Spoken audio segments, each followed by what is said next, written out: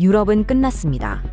2008년까지만 해도 미국과 어깨를 나란히 했던 이 대륙이 지금은 어떻게 됐을까요? GDP를 비교하면 미국은 31조 달러, 유럽은 22조 달러입니다. 무려 1.4배 차이가 벌어진 겁니다. 왜 낭만과 복지의 상징이었던 유럽이 이렇게 무너진 걸까요? 2026년 지금 파리의 노천 카페 풍경은 옛말이 됐습니다. 푸아그라 대신 값싼 식재료를 찾아 헤매는 유럽인들이 늘어났죠. 미국 증시 상위권을 보면 30년 안에 탄생한 빅테크 기업들이 장악하고 있습니다. 반면 유럽은 다릅니다. LVMH나 네슬레처럼 100년이 넘은 기업들만 남아있죠. 숫자로 보면 더 충격적입니다. 2019년부터 5년 동안 EU가 만든 신규 규제는 13,000개, 미국의 4배나 됩니다. 셰일 혁명으로 에너지 독립을 이룬 미국 옆에서 러시아 가스에 목을 맨 대륙의 최후, 혁신은 사라지고 규제만 쌓인 경제 시스템이 어떻게 무너졌는지 지금부터 하나씩 파헤쳐 보겠습니다. 우리가 알던 유럽은 여유로운 복지 국가였습니다. 한 달씩 휴가를 떠나고 오후 3시면 카페에 앉아 에스프레소를 즐기는 모습이죠. 그게 바로 우리가 생각하던 유럽이었습니다. 하지만 지금 유럽의 현실은 완전히 다릅니다. 프랑스 파리의 한 슈퍼마켓을 보겠습니다. 장바구니를 든 시민들이 가격표를 하나하나 꼼꼼히 비교하고 있습니다. 예전처럼 신경 쓰지 않고 담던 치즈와 와인도 이제는 할인 상품을 찾아야 하는 상황입니다. 독일 베를린은 어떨까요? 난방비를 아끼려고 겨울에도 온도를 낮춰놓는 가정이 급증했습니다. 북유럽의 완벽한 복지 시스템도 삐걱거리기 시작했습니다. 스웨덴과 덴마크에서는 의료 대기 시간이 몇 달씩 늘어났고요. 연금 개혁 논의가 끊이질 않고 있습니다. 여유와 낭만 대신 절약과 불안이 유럽인들의 일상을 채우기 시작했습니다. 이 변화가 단순한 일시적 불황이 아니라는 증거들이 곳곳에서 나타나고 있죠. 대체 무엇이 유럽을 이렇게 바꿔놓은 걸까요? 2008년을 기억하십니까? 당시 미국과 유럽의 경제 규모는 거의 비슷했습니다. 미국 GDP는 14조 달러, 유럽연합은 13조 달러 수준이었죠. 그런데 18년이 지난 지금은 어떨까요? 상황이 완전히 뒤집혔습니다. IMF 데이터를 보겠습니다. 미국은 31조 달러까지 성장했습니다. 하지만 유럽은 22조 달러에 머물러 있죠. 격차가 9조 달러입니다. 우리 돈으로 환산하면 일경 2천조 원이 넘습니다. 감이 안 오시죠? 서울시 연간 예산을 300번 넘게 합친 규모입니다. 더 충격적인 건 성장 속도입니다. 미국은 같은 기간 2배 이상 커졌습니다. 반면 유럽은 겨우 1.7배 성장에 그쳤죠. 1인당 GDP로 봐도 마찬가지입니다.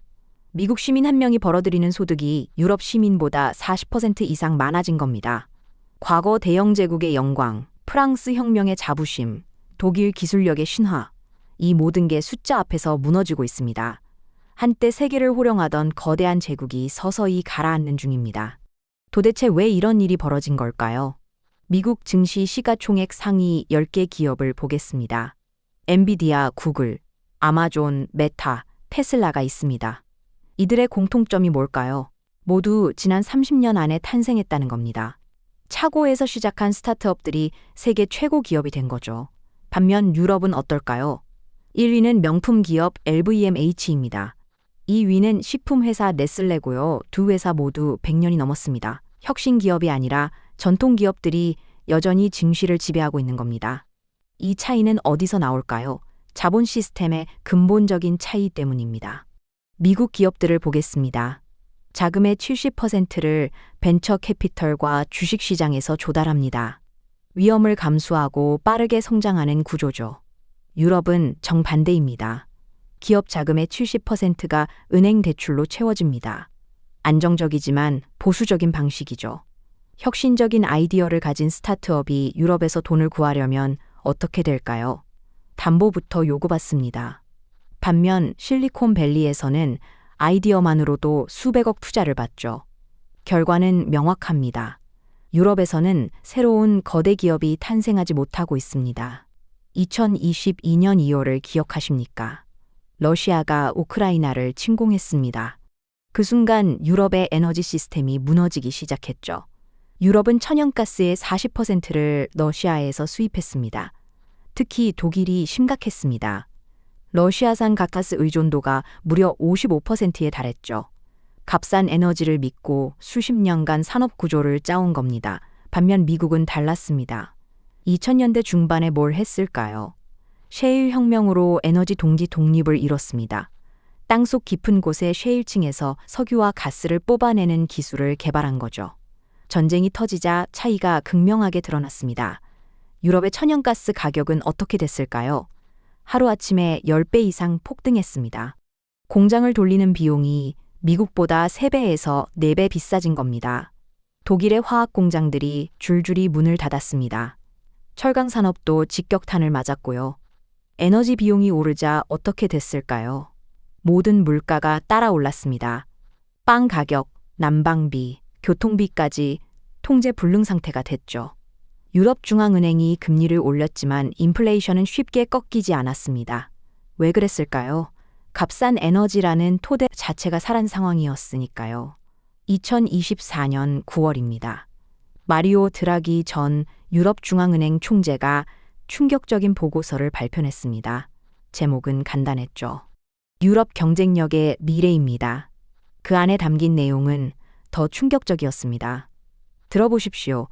2019년부터 2024년까지 5년 동안 EU가 만든 신규 규제 법안이 13,000개가 넘는다는 겁니다.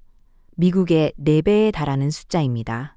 기업들이 새로운 제품을 하나 내놓으려면 어떻게 될까요? 수십 개의 규제를 통과해야 합니다. 데이터 보호, 환경 기준, 노동 규정, 소비자 권리까지요. 모든 분야에 촘촘한 규칙이 깔려 있습니다. 예를 들어 볼까요? 미국에서 AI 서비스를 출시하는 데 걸리는 시간은 평균 6개월입니다. 그럼 유럽에서는 얼마나 걸릴까요? 같은 서비스가 2년 이상 걸립니다. 규제 검토와 승인 절차만 18개월이 넘게 소요되는 겁니다. 드라기 총재는 이렇게 말했습니다. 유럽은 기술을 창조하는 대신 룰만 만들고 있다고요. 결과는 명확했습니다. 혁신의 싹이 트기도 전에 어떻게 될까요? 규제라는 족쇄에 묶여 시들어 버리는 겁니다. 스타트업들은 유럽을 떠나 미국으로 향했습니다. 2024년 3월입니다. 유럽연합은 세계 최초로 AI 규제법을 통과시켰습니다. AI HMT라고 불리는 이 법안은 700쪽이 넘습니다. 인공지능 개발과 사용에 대한 광범위한 규칙을 담았죠. 유럽 정치인들은 어떻게 반응했을까요? 자랑스러워했습니다. 우리가 AI 윤리의 글로벌 기준을 세웠다고 말이죠. 하지만 현실은 달랐습니다. 같은 시기 미국에서는 무슨 일이 있었을까요? 오픈 AI가 GPT-4를 출시했습니다. 구글은 제미나이를 내놓았고요. 엔비디아의 AI 칩은 전 세계로 팔려나갔죠.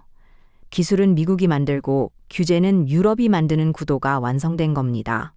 유럽에는 세계적인 AI 기업이 단 한 곳도 없습니다. 챗GPT, 클로드, 제미나이를 떠올려 보십시오. 모두 미국 기업들의 제품입니다. 유럽인들은 이 서비스들을 쓰면서 뭘 하고 있을까요? 데이터를 제공하고 구독료를 내고 있습니다. 기술 패권 전쟁에서 유럽은 소비자로 전락한 겁니다. 드라기 보고서는 이를 뭐라고 표현했을까요? 디지털 하청 기지화라고 했습니다. 혁신은 미국이 독점하고 유럽은 그저 룰을 다듬어주는 역할만 하겠다는 뜻이죠. 파괴적 혁신을 감수하는 미국과 안전만 추구하는 유럽. 그 결과는 이미 나타나고 있습니다. 유럽의 몰락은 남의 일이 아닙니다. 과거 제국들의 죽음이 우리에게도 경고를 보내고 있습니다. 2026년, 지금 코스피 시장을 보십시오. 시가총액 상위 10개 기업 중 7개가 30년 이상 된 전통 기업들입니다. 삼성전자, 현대차, SK하이닉스를 떠올려 보십시오. 모두 훌륭한 기업입니다. 하지만 새로운 혁신 기업은 보이지 않습니다. 유럽과 똑같은 구조죠. 자본 효율성도 문제입니다.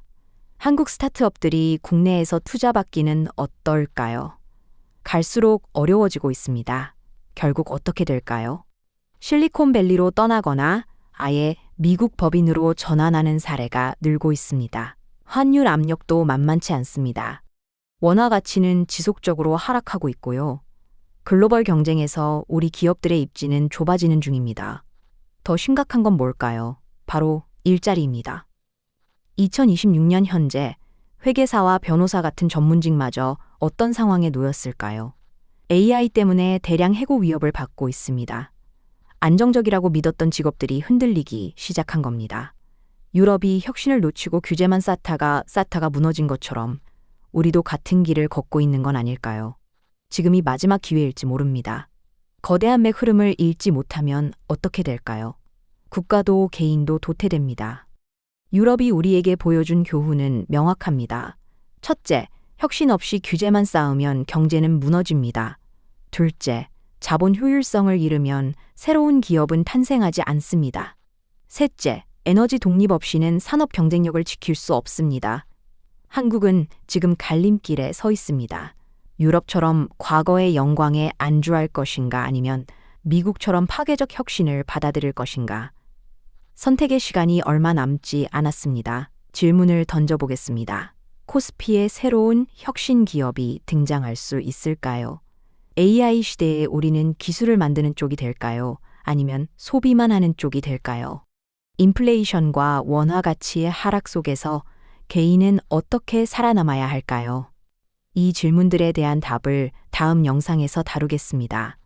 앞으로 10년, 절대 꺾이지 않을 인플레이션의 진짜 이유와 원화 가치 하락 시대의 생존법을 준비했습니다. 오늘 영상이 유익하고 재밌으셨다면 구독과 좋아요 부탁드리겠습니다. 영상 제작에 큰 힘이 됩니다. 다음 영상에서 뵙겠습니다.